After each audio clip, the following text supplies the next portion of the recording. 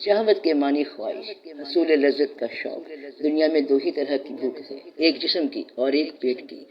انا شجرۃ الممنوعہ کے درخت کی جڑ ہے، جس کا تنا بھوک ہے، جس کے پتے ٹہنیاں اور پھل خواہشات کی شکل میں پھیلتے ہی چلے جاتے ہیں، اور یہ صرف اس شکل میں کمزور پڑ سکتے ہیں، ان کی نشو و نما رک سکتی ہے جب انہیں پانی نہ دیا جائے، انہیں خوراک، ان کی کھاد کم کر دی جائے۔ اس جسمانی درخت پر اگر اس کی خوراک کم کر دی جائے یا کچھ وقت کے لیے روک دی جائے تو یہ پھر اتنی قوت نہیں رکھتا کہ نیا پھل پیدا کر سکے، اور جب یہ کمزور پڑتا ہے تو اس کی خواہشات مرجھا کر بے جان ہو کر سوکھے پتوں کی طرح زمین کی جانب گرنے لگتی ہیں، مٹی میں ملنے لگتی ہیں، ڈھل جاتی ہیں، پھر مٹی میں ہی اور اپنا اثر کھو دیتی ہیں۔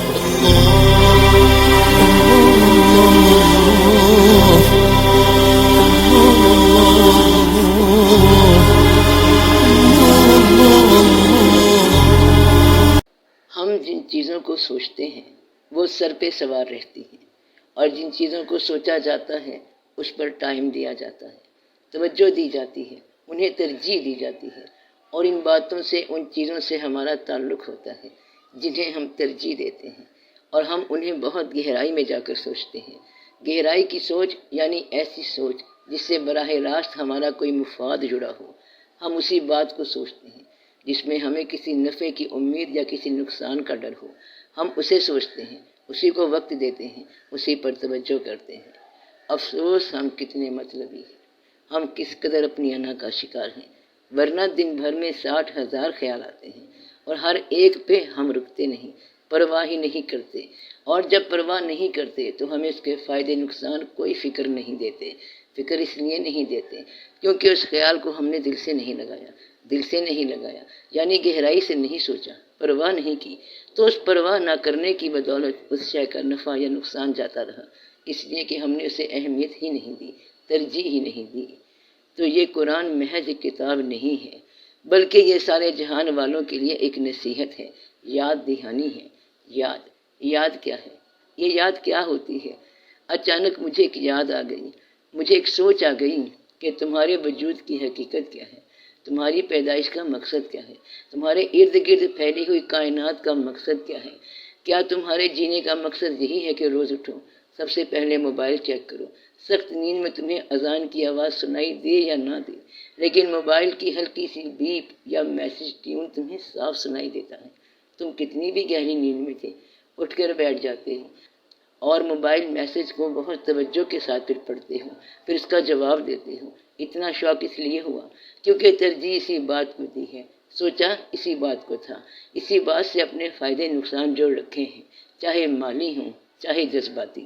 پھر صبح سے رات تک بھاگے پھرتے ہیں دنیاوی کاموں کے پیچھے یا خواہشات کے پیچھے۔ زندگی بہت مصروف کر دی ہم نے اپنی ہی سوچوں کے ساتھ کہ اصل نصیحت، اصل یاد، اصل سوچ کو سوچنے کی توجہ ہی نہیں ہے۔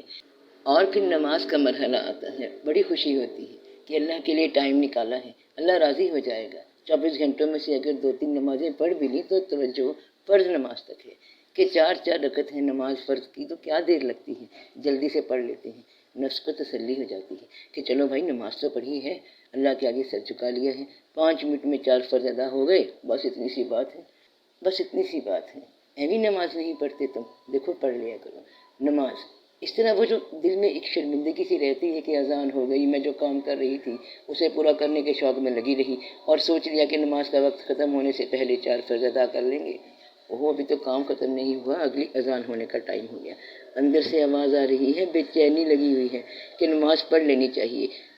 کوئی کہی جا رہا ہے کہ اٹھو نماز پڑھو، ہوتے رہیں گے دنیا کے تمام کام۔ ہاں شاید میرا ضمیر ہے جو بھی زندہ ہے، کیونکہ اس کی آواز مسلسل سنائی دے رہی ہے۔ اگر میں صرف 2-3 دن اس کی آواز پر توجہ نہ کروں تو ممکن ہے مجھے سنائی دینی بند ہو جائے، لیکن ابھی اتنا دل کٹھور نہیں ہوا۔ اچھا چھوڑو ان باتوں کو، اٹھو اگلی اذان ہونے والی ہے، اب اٹھی جاؤ، رجسٹر میں نام لکھوا دو فرشتوں کے کہ ہاں نماز عصر یا مغرب کے لیے اٹھ گئی تھی دنیا کا کام چھوڑ کے۔ اچھا ایک بات بڑی اہم ہے، جب ہم نماز پڑھتے ہیں تو سوچتے یہ ہیں کہ اللہ کا کوئی کام کر رہے ہیں، یعنی اس عبادت کا احسان بنا دیا کہ اللہ کو میری عبادت سے کوئی فائدہ ہے، جبکہ بات ساری میری عاقبت میرے فائدے کی ہے۔ خیر وضو کرتے ہیں، وضو کے دوران مسلسل وہ خیال جو کام ابھی درمیان میں چھوڑ کر اٹھے ہیں اب آ گئے جائے نماز پہ بھی اور نیت باندھی، تکبیر پڑھی، پہلے تو ایک لمحے تو سیخ گزر گئے کہ الحمدللہ رب العالمین الرحمن الرحیم، ابھی تیسری آیت شروع بھی نہیں ہوئی کہ وہ کام جو چھوڑ کر نماز کے لیے اٹھے تھے اس کا خیال آ گیا۔ زبان سے صورت دہرائی جا رہی ہے اور من کی سوچ اس خیال کو من ہی من میں تصور کی آنکھ سے دہرا رہی ہے جو میں کام کر رہی تھی۔ یہاں تک بھی سوچا جاتی ہے کہ بس نماز سے نکلتے ہی پہلے اس کام کو ایسے کرنا ہے، ساری توجہ کام کی طرف ہے کیونکہ دل اس طرف ہے اور زبان صرف نماز کی صورتیں پڑھ رہی ہے۔ فٹافٹ 4 رکعت ہوئے، نفس نے تسلی دی، چلو شکر ہے ہو گئی نا نماز، آ جاؤ اپنے کام پہ، کتنی اچھی ہو تم، اللہ کا نام لے لیا، شاباش، بس اب دنیا کا کام ختم کر لیا۔ کیا نماز یہ ہوتی ہے؟ تو وہ کیسی نماز ہے جہاں حضرت علی علیہ السلام کو ان کی پنڈلی میں تیر لگا جو بہت کوشش کے باوجود نکل نہیں رہا تھا، لیکن پھر کسی نے کہا کہ جس وقت جناب نماز کی حالت میں ہوں تو تیر نکال لیں گے کیونکہ اس وقت آپ کا جسم مبارک بہت نرم، بہت لطیف حالت میں ہو جاتا ہے۔ یعنی سبحان اللہ، اللہ کے وہ بندے، نیک بندے، مرتبے والے بندے، وہ اللہ والے جب نماز پڑھتے ہیں تو دنیاوی ہر خیال، ہر فائدہ نقصان، یہاں تک کہ اپنی ذات تک کو بھول جاتے ہیں تو خدا کو سامنے پاتے ہیں۔ یہ خیالوں کے بوجھ ہی انسان کے دماغ کو اپنی جانب مصروف رکھتے ہیں۔ انسان ان خیالوں میں گھرا رہتا ہے، اپنے نفع نقصان کی سوچوں میں گھرا رہتا ہے اور اپنے آپ سے پھر نکل ہی نہیں پاتا۔ یہ خیالوں کا بوجھ ہے، بڑا برا بوجھ ہے، یہ ہمارے حواسوں پہ چھایا ہوا ہے۔ ایک لمحے کے لیے اس سے نکلنا چاہے تو نکلنے نہیں دیتا، اس کا فائدہ سمجھ آئے تو نقصان کی طرف توجہ دلا دیتا ہے، اس کا نقصان ہٹا کر دیکھیں تو نفع کی خوشی میں الجھا دیتا ہے۔ کیا تم مجھے اپنے آپ سے نکلنے نہیں دو گے؟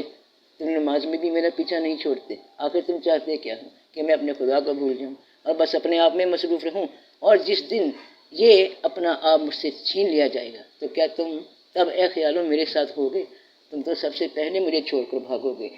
کہ ان خیالوں کی مثال شیطان کی سی ہے کہ وہ آدمی سے کہتا ہے کہ تم منکر ہو جا، پھر جب وہ منکر ہو جاتا ہے تو کہتا ہے بے شک میں تو تم سے بری ہوں کیونکہ میں اللہ سے ڈرتا ہوں جو سارے جہان کا رب ہے۔ کہ تم نے جو کیا اپنی مرضی سے کیا ہے، تم نماز کے دوران یا عام زندگی میں جس بھی خیال کے پیچھے پیچھے چلتے رہے وہ تمہاری خواہش تھی، وہ تمہاری چوائس تھی، تمہارا نفع نقصان تھا تمہارے اس جسم کا، اور اللہ نے بھی تمہیں آگاہ کیا تھا تمہارے اصل نفع نقصان کے بارے میں اپنے کلام میں، اور اپنے پیغمبر جناب محمد مصطفیٰ صلی اللہ علیہ وآلہ وسلم کو خوشخبری دینے والا اور ڈر سنانے والا بنا کر بھیجا۔ یہی تمہارا نفع نقصان بتانے کے لیے آئے، لیکن تم نے ساری توجہ جسم پہ اور جسم کی زندگی پہ رکھی، خیالوں میں گھرے رہے، یہاں تک کہ تمہاری ترجیح نے تمہیں نماز میں بھی ان خیالوں سے نجات نہ ہونے دی۔ یہی ذمہ دار ہے میری تباہی کے، یعنی میں نے کچھ کیا ہی نہیں، سب قصور ان خیالات کا ہے۔ اے میرے رب، میرا کوئی قصور نہیں، میں تو عمل کرنا چاہتی ہوں اور نماز کے لیے حاضر بھی ہوتی ہوں، میں تو کوشش بھی کرتی ہوں کہ توجہ صرف آپ کی طرف رہے اور کسی فکر، پریشانی، خوشی، غم کو نہ سوچوں۔ اور جب فیصلہ چکا دیا جائے گا تو شیطان کہے گا حقیقت یہ ہے کہ اللہ نے جو وعدے تم سے کیے تھے وہ سب سچے تھے اور میں نے جتنے وعدے کیے ان میں سے کوئی بھی پورا نہ کیا، میرا تم پر کوئی زور تو نہ تھا، میں نے اس کے سوا کچھ نہیں کیا کہ اپنے راستے کی طرف تمہیں دعوت دی اور تم نے میری دعوت پر لبیک کہا۔ اب مجھے ملامت نہ کرو، اپنے آپ ہی کو ملامت کرو، یہاں نہ میں تمہاری فریاد رسی کر سکتا ہوں نہ تم میری، اس سے پہلے جو تم نے مجھے خدائی میں شریک بنا رکھا تھا میں اس سے بری ذمہ ہوں۔ ایسے ظالموں کے لیے دردناک سزا یقینی ہے، ان ظالموں کے لیے جن کو یاد دہانی کروا دی گئی تھی کلام اللہ میں کہ سوات، اور قسم ہے قرآن کی اور اس میں موجود ذکر کی جس میں تمہارے لیے ہر قسم کی نصیحت اور ایسی باتیں ہیں جن سے تمہاری دنیا سنور جائے اور آخرت بھی۔ کہہ دو یہ ایک بڑی خبر ہے، تم اس سے منہ پھیر رہے ہو، اس کلام پہ توجہ نہیں دے رہے جو تمہیں راہ دکھا سکتا ہے تمہاری حقیقت کی۔ کہ جب تیرے رب نے فرشتوں سے کہا کہ میں ایک انسان مٹی سے بنانے والا ہوں، مٹی سے بننے والی شے میں لچک ہوتی ہے جو کسی بھی شے میں ڈھل سکتی ہے، تو پھر جب میں اسے پورے طور پہ بنا لوں اور اس میں اپنی روح پھونک دوں تو اس کے لیے سجدے میں گر پڑنا۔ پھر سب کے سب فرشتوں نے سجدہ کیا مگر ابلیس نے نہ کیا، تکبر کیا اور کافروں میں سے ہو گیا۔ فرمایا اے ابلیس، تمہیں اس کے سامنے سجدہ کرنے سے کس نے منع کیا جسے میں نے اپنے دونوں ہاتھوں سے یعنی عالم خلق اور عالم امر سے بنایا؟ کیا تم نے تکبر کیا ہے کہ تم اللہ کی تخلیق کے علم سے زیادہ جانتے ہو اور اس سے زیادہ علم رکھتے ہو، بڑوں میں سے ہو؟ اس نے کہا میں اس سے بہتر ہوں، مجھے تو نے آگ سے بنایا اور اسے مٹی سے بنایا۔ اے میرے رب، تو نے اسے مٹی سے بنایا ہے جو کسی بھی روپ میں ڈھل جاتی ہے، جو عاجز ہے، جس کی اپنی کوئی مرضی نہیں، جو وہی کر سکتی ہے جس کے تابع ہو جائے، جس کی گائیڈنس لے تو با اختیار ہے، جبکہ میں سوچ ہوں، آگ ہوں، طاقت ہوں، جو حرکت کی قوت ہے، جو عمل کروا دے۔ اس مٹی کا اور سوچ کی قوت کا کیا مقابلہ؟ یہ مٹی تو وہی کرے گی، جس طرف جھک جائے اسی میں ڈھل جائے گی۔ فرمایا پھر تو یہاں سے نکل جا، کیونکہ تو راندا گیا ہے۔ اے عقل کے غرور، تو اب اللہ کی رحمت سے نکل گیا۔ جس نے بھی اللہ کے علم سے، اس کے بنائے ہوئے قانون سے ٹکر لینے کی کوشش کی، وہ ختم ہو گیا۔ وہ عقل جو اللہ کے حکم سے ٹکرائے، اور تجھ پر قیامت تک میری لعنت ہے، وہاں اللہ کی رحمت نہیں ہو سکتی۔ اب بولا انا کا خیال، کہ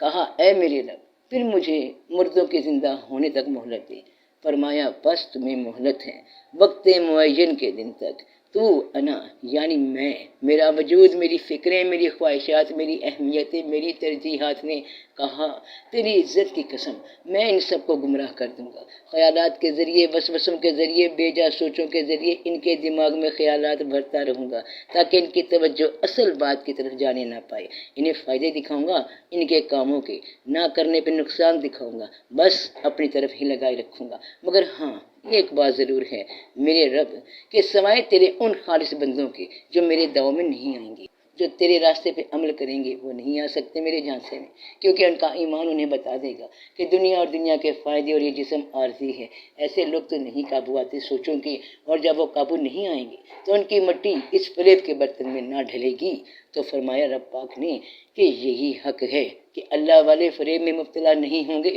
اور یہ بھی حق کہہ رہا ہوں کہ میں تجھ سے، یعنی یہ انا کی سوچیں اور ان میں سے جو انسان تیرے تابع ہوں گے، جو انا کے شکار ہوں گے، جو فریب پہ یقین کر لیں گے، تم سب سے جہنم بھر دوں گا۔ تو ایک جماعت کو ہدایت دی اور ایک جماعت پہ گمراہی ثابت ہو چکی۔ انہوں نے اللہ کو چھوڑ کر شیطانوں کو اپنا دوست بنایا ہے اور خیال کرتے ہیں کہ وہ ہدایت پر ہیں۔